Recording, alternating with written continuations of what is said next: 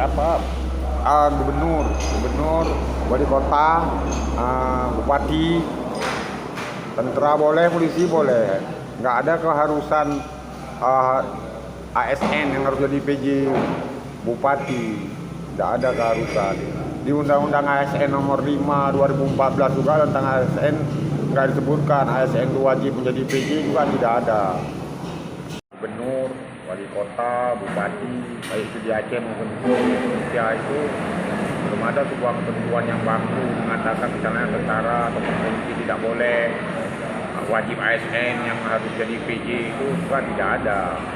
Kalau menyangkut dengan ASN di Undang-Undang nomor 5 2014 juga nggak ada disebutkan ASN itu wajib jadi PJ, nggak disebut.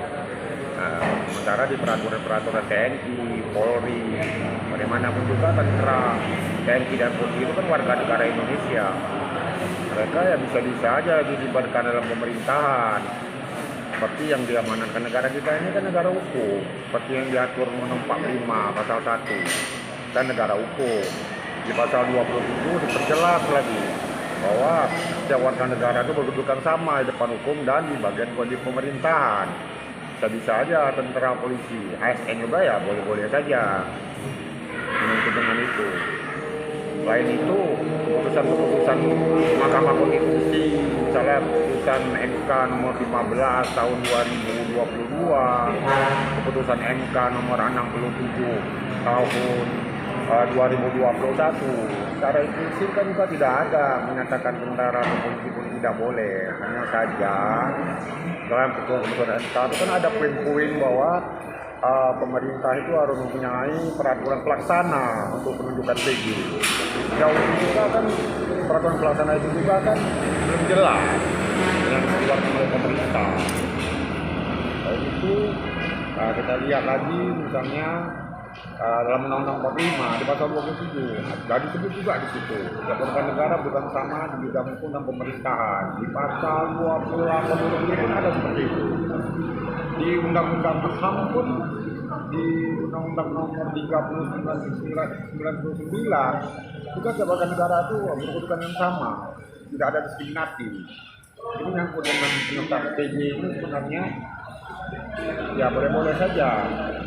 Selain itu DPRD misalnya mau membuat rekomendasi mengusulkan 3 nama kepada gubernur kabupaten kota.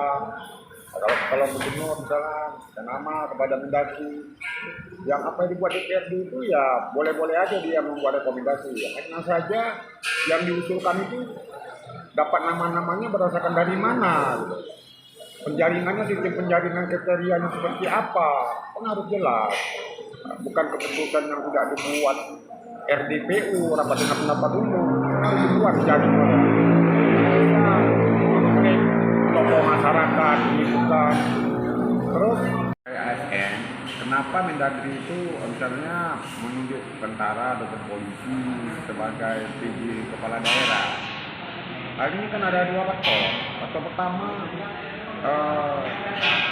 mungkin tersedia sumber daya manusia di Mendagri itu ya yang masih belum mencukupi. Satu lagi ada sumber daya manusianya tapi dibutuhkan untuk bidang yang lain, bukan untuk PJ. Bisa saja memang ada sumber daya mampu tapi dibutuhkan dia untuk yang bidang lain, maka tidak jadikan PJ. Taruhlah misalnya dari TNI atau Polri untuk PJ daerah. Terkait misalnya seperti di Kabupaten Aceh Tamiang yang masa tugas bupatinya akan berakhir tanggal Desember, itu kan DPRD juga diberikan kewenangan oleh Mendagri untuk menentukan nama. Ini nama-nama itu siapa yang mengusulkan? Siapa pejabat Aceh Tamiang ini yang memang berkaliber sekali yang bisa diusulkan oleh PJ? Tentu saja ada pertimbangan sendiri oleh gubernur dan Mendagri untuk menunjuk siapa yang layak. Aceh Tamiang sendiri mungkin tidak tersedia sumber daya manusia yang bisa seperti jadi PJ. Bisa saja dari luar, bisa tentara, bisa juga polisi, bisa juga ASN yang dikirim, baik dari tingkat gubernur atau dari dalam, ada dari mana saja lah, seluruh wilayah Indonesia bisa saja melakukan yang DPRD juga bikin penjaringan itu tidak bisa membuat paripurna sendiri tanpa menghimpun dalam sebuah rapat, misalnya rapat dengan pendapat umum, mengundang orang-orang tertentu untuk bisa memberikan masukan-masukan, nggak langsung tulis nama, buat paripurna, kirim ke gubernur dan Mendagri, nggak seperti itu. Penjaringan itu harus jelas mendapatkan kriteria orang yang layak sebagai tinggi bupati akhirnya. Seperti itu juga. Ya kalau misalnya DPRD mengusulkan nama, beberapa nama kepada gubernur dan kepada Mendagri, ya boleh-boleh aja sekedar usul. Hanya usulan, permohonan, ya boleh. Tapi kan pemerintah pusat juga kan punya diskresi tersendiri dalam mengambil keputusan. Dia punya kebijakan. Bisa saja dia menunjuk siapa yang diinginkan oleh pemerintah pusat, bukan yang diinginkan oleh daerah. Sudah banyak terjadi di mana-mana di daerah seperti itu.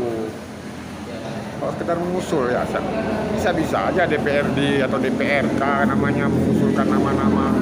Tapi itu kan nggak mutlak apa yang diusulkan itu harus itu. Sekali lagi saya tegaskan, pemerintah pusat juga punya diskresi dalam mengambil kebijakan. Tentu dia akan membuat apa dengan pihak terkait, Menpan, Mensesnek, Presiden, dan menteri-menteri terkait lainnya dalam menentukan PJ siapa yang layak atau tidak. Sekedar usul ya boleh-boleh aja. Tapi keputusan mutlak ya, itu berada di pemerintah pusat, bukan di daerah. Daerah kan sekedar usul-usul saja. Kalau iya diterima usulan, kalau nggak diterima ya juga kan nggak masalah. Ditetapkan langsung oleh pemerintah pusat. Juga itu kan hak-hak dari juga pemerintah pusat juga punya keputusan tersendiri, diskresi. Mereka punya diskresi untuk memberikan evaluasi siapa yang harus ditempatkan di sana. Dalam rangka pada masa peralihan ini untuk menghadapi pilkada serentak di daerah-daerah pada tahun 2024 mendatang. Seperti itulah.